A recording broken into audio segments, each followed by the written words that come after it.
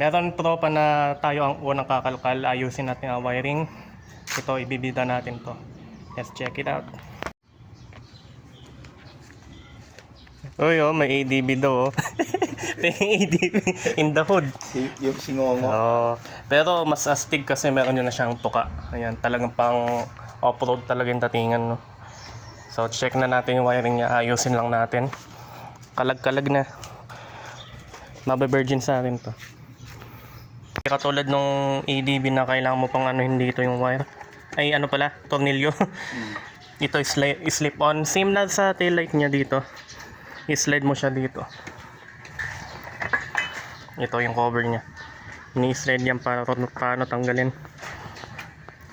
Tapos sa mga battery, actually inalis ko yung battery na nandun pa yung upuan.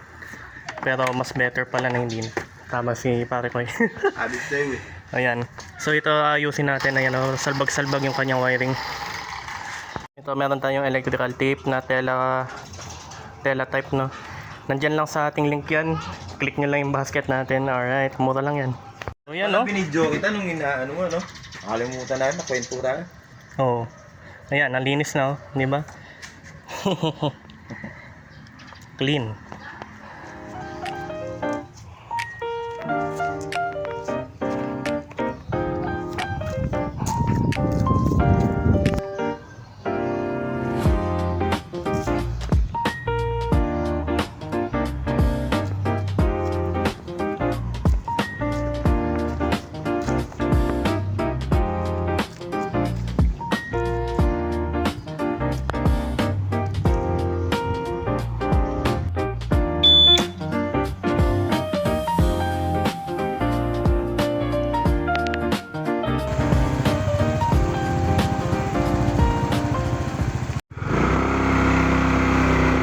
Okay, sa driving, walang pinagkaiba sa ibang 150cc, kahit na ito 180.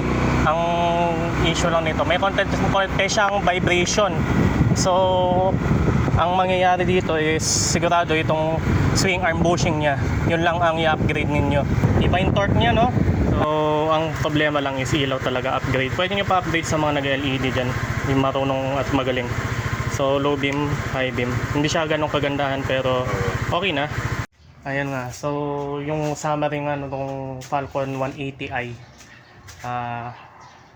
Swing arm bushing, tapos yung LED. At hanggang dito na lang muna ang ating vlog. Check nyo kung bago ka lang sa channel, baka naman, no.